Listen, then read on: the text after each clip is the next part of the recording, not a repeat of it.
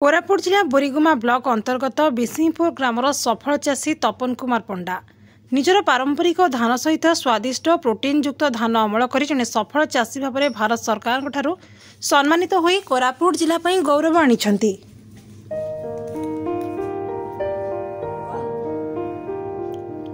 कोरापुट जिलूर चाषी तपन कुमार पंडा को विरल प्रजातिर धान संग्रह और धान अमल करथिबा जोगु भुवनेश्वर स्थित कृषि और खाद्य निर्देशालय तरफ भारत सरकार नूतन उद्भिद प्रजातिर सुरक्षा और कृषक अधिकार आईन संपर्कित सचेतनता शिविर में मानपत्र सहित सम्मानित कर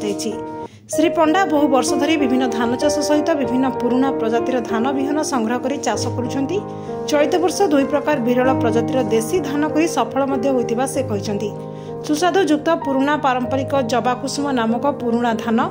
कोरापुट जिला कृषि विज्ञान केन्द्र सहायता भारत सरकार कृषि विभाग यह स्वीकृति देछि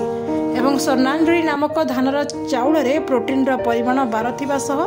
जिंक रहितबा जोगु या खाइबा द्वारा स्वास्थ्य पई हितकर हेबो बोली गवेषणा सारिथिबा चाषी तपन कुमार पंडा कहिसंती। तपन कुमार पंडा ब्लॉक बोरीगुमा जिला कोरापुट देखंतु आमे गुड़ाए प्रकार धान चाष करुचु एवं गुड़ाए चाषी गुड़ाए प्रकार धान चाष करती। आमे जो प्रकार धान बर्तमान नुआ धरण चाष आरंभ करूँ गोटे हूँ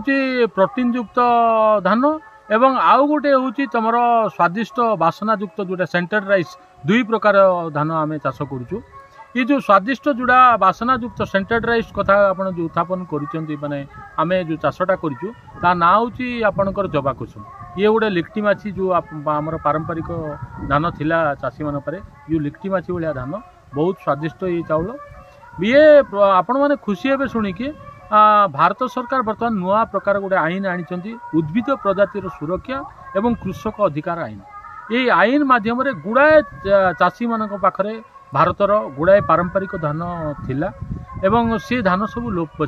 लोप पाई बसलानी। तेणु भारत सरकार चिंता कले यही प्रकार आईन माध्यम रे चाषी मान को गुड़े अधिकार देवा एवं किछि ताइरु लाभ भी देवा। ये माध्यम रे वर्तमान भारत सरकार 744 जन चाषी को ये स्वीकृति देइचंती एवं ओडिशा रे 15 जन चाषी की यही चाष उपरे प्रमाण पत्र देइचंती। एवं आपण माने खुशी हेबे कोरापुट जिल्ला रे प्रथम थर पर मते मोर ये जबा कुसुम धान को बर्तमान आमर भारत सरकार स्वीकृति देइचंती एवं तार मानपत्र मते प्रदान करचंती। प्रोटीन युक्त देखंतु प्रोटीन युक्त धान साथे ये होची आमर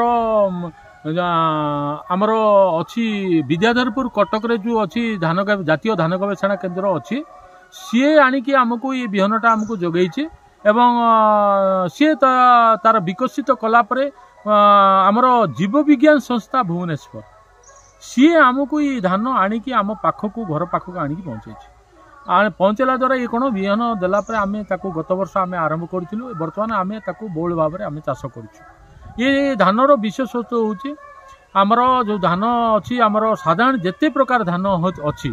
चाउल तार जो उत्पादन होची तार प्रोटीन परिमाण रोथुव 6% होची एवं चाउल रे कार्बोहाइड्रेट परिमाण अधिक थाए किंतु आमर ये जो 411 स्वर्णांजलि धान रे प्रोटीन परिमाण 12 अच्छी एवं जिंक भरपूर परिमाण रे अच्छी एवं कार्बोहाइड्रेट परिमाण बहुत कम